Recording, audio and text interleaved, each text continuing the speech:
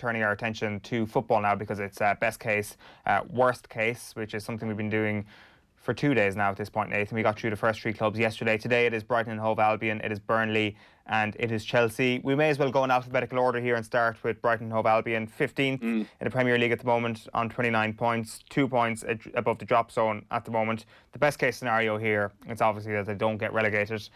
How likely is that in your view? I would worry for Brighton. Where the goal's going to come from. Neil Maupay went through a really hot streak earlier in the season, but away from him, who's going to score the goals to keep them up? The irony with Brighton is when you look at their statistics, they haven't conceded many goals. They've conceded fewer goals than all the other sides in that relegation fight, and this coming under Graham Potter, who has brought them a more expansive style of football. And even though it's been a struggle this season, like it has been for the last couple of years, even when Chris Hughton was there, you talk to any Brighton supporters, and was over there just before the lockdown started, they are still buying into what Graham Potter's trying to achieve. They are enjoying this season more than last season, even if it is another relegation fight. They enjoy the scrap that they're in. But goals are what's going to keep you up. And I think we touched on Bournemouth yesterday, and you look at the attacking players that they have and the talent that they have with David Brooks coming back in. I'm not sure that Brighton have that quality of player up front. As I say, Maupay had one streak. Has he got it in him to go and continue that in this final 5-6 week stretch? Or does somebody else, like we saw what Glenn Murray did last year when they really needed him? He hasn't done a huge amount this season. What is he, 38 at this stage?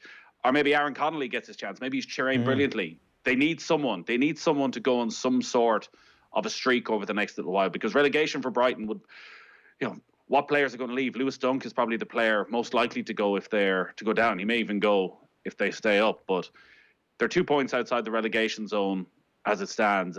I think it's going to go right down to the wire for Brighton. You think that if they go down, they're in big, big trouble then? And if we want to get into the worst case scenario here, that they would just be ill-equipped and they would get completely ravaged in the transfer market as well? Possibly. Again, it is that conundrum of what's the transfer market going to look like. We obviously look at it from an Irish point of view. Shane Duffy has been in and out of the sides, didn't play the last couple of games before the lockdown. Never seems to have fully convinced Graham Potter that he can fit into his style of football. Like, if they go down, does Duffy get another Premier League team? I would say there's no question he's good enough to play for a Premier League side. A backs to the wall Premier League side. Any of the promoted sides would love, I'm sure, Shane Duffy in their team. But Dunk may go. Would they let Duffy go as well? Either way, he needs football, and maybe with this break, he's had a chance in training to show Graham Potter he can do something. But it's at the other end of the pitch, the problem. Like Brighton are very strong defensively. I just wonder, can they score enough goals? Burnley then are in 10th place on 39 points, definition of mid-table. Best case scenario here, Nathan? I mean, like, we spoke about Arsenal potentially getting European football yesterday, or Champions League football in 9th place. Burnley, do they target the last Europa League place here? This is the problem. What is best case scenario? Because do they want Europa League football? What is Europa League football going to look like? So you think back to the last time when they did qualify for Europe and they're back in training at the beginning of July. They barely have any sort of a break. It feels like it really hampers their season throughout, the fact that they had to return so early.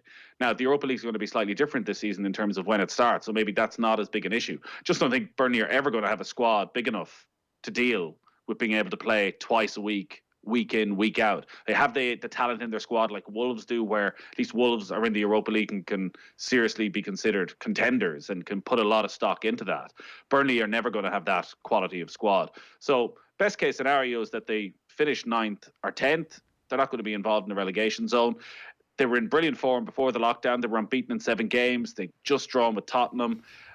There's a couple of players out of contract. Robbie Brady's obviously extended his contract. Jeff Hendrick, will be fascinating to see what he does over the last couple of months, because we touched on West Ham and Charlton and players who were out of contract, maybe not wanting to play. Jeff Hendrick's been linked with AC Milan. How is that as glamorous as it once was? The name obviously is, but like Burnley arguably are as big a club as AC Milan are right now. Is he playing for his future at Burnley, or actually in the current market, are you looking for this giant payday that you could possibly get as a free agent?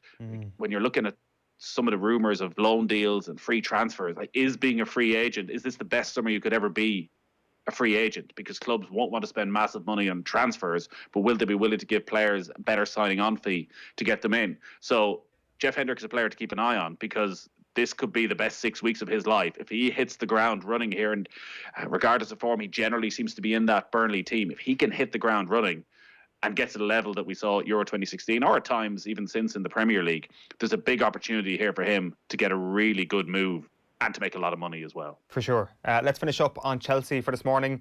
Best case scenario here, we know what it is. It's that they cement their Champions League position. So we are going to get into some of the minutiae here. What's the best case scenario with Timo Werner? He's being a hit is one thing, but how do they do that, Nathan? Well, I think they'll probably play him out on the left-hand side with Tammy Abraham through the middle and possibly Christian Pulisic on the right. Chelsea are going to have a big squad because they brought through so many young players. They're not going to be as reliant on them, but they brought through some real talent. Like Tammy Abraham was injured before lockdown. He should be back. Scored a big amount of goals for a debut Premier League season with Chelsea. If he's fully fit, I think he's going to be their main man, their main number 9 with Giroud as backup. They also need reinforcements. Willian, you would expect, is going to leave the club. Pedro is going to leave the club. So there's going to be a few players there missing out. But I was at their last game before lockdown when they beat Everton 4-0. And that was a game they went into without Kante, Kovacic and Jorginho. Their entire first choice midfield were missing. And still, they dominated Everton in the middle of midfield. Mason Mount had some injury problems. Every time he plays, more and more impressed. Billy Gilmore. Remember Billy Gilmore? Remember before lockdown and Billy Gilmore was the next big thing? What age is he? 27 now? I think he's balding at this stage by the time he's back. But you go through Mount, Abraham, Gilmore, Tomori, Reece James, who Pat Nevin was on a few weeks ago saying he feels might well be the pick of the bunch. You have that as the base of good young players alongside Pulisic, Werner coming through. And then if they can get N'Golo Kante playing between now and the end of the season, it's a strong midfield and attacking lineup they have. No shortage of options. I still think maybe they need some reinforcements defensively. They probably need a left back. I don't think Lampard's fully convinced by Marcus Alonso. Arguably need another centre back though. Tomori is brilliant. I'm not fully convinced by Zuma. Rudiger probably has another season. They need some consistency firstly between now and the end of this season. Like there've been times like that Everton game, they've been brilliant. They had a really good victory against Tottenham, but they were beaten twice this season so easily by Manchester United. They're lacking that bit of rhythm, which maybe comes with having young players. The best case scenario is where they are, 4th place, 3 clear of Manchester United. Maybe they can put some pressure on Leicester. Like the worst case scenario, though, and would be absolutely disastrous if they somehow have a dip in form and they can't get a bit of consistency and they end up missing out on Champions League football, which isn't beyond the realms of possibility. If Manchester City were to win their appeal and suddenly you need to finish top 4, there's a lot of teams hot on their heels. And while they've Aston Villa first up, they then play Manchester City and Leicester back to back. So that will tell us a lot about where they are. But if it all goes according to plan, they finish Champions League, they get Timo Werner, they've got a lot of money in the bank, it seems, and they're ready to take advantage of this situation, strongly linked with Kai Havertz now as well. They could be a real force to be reckoned with. And I just think there's so many good, exciting players. Gilmore could end up being one of the great midfielders, Tomori one of the best centre-backs, right through the middle. And I still think Mason Mount is the best of them, the best of those 4 or 5 young players. Every time he gets on the ball, his awareness, his tactical awareness, his ability technically when he gets on the ball, popping up in the right places all the time. If you're a Chelsea fan right now, I think you're pretty excited. Assuming Werner's a Chelsea player next season, it sounds like, from your point of view, that you think they only need 1 or 2 more signings on top of that for them to challenge for the title? Or am I misrepresenting your point there? It's a big step up from where Liverpool and Manchester City have been. Like, considering the lack of consistency they've shown, that they may well end up as they've sort of been this season, everybody's second favourite team. Like, brilliantly exciting to watch. Lampard will need to improve them defensively. Can they get to a level where you get 90 points, 92 points? Probably feels still a little bit of a way off. But if N'Golo Kante is back and at his best, and Lampard doesn't quite seem sure how to use him, I think if he can figure that conundrum out, they can go close. But I still think there's probably too big a gap between themselves and Liverpool and Manchester City to challenge for the title. But they'll be brilliant to watch.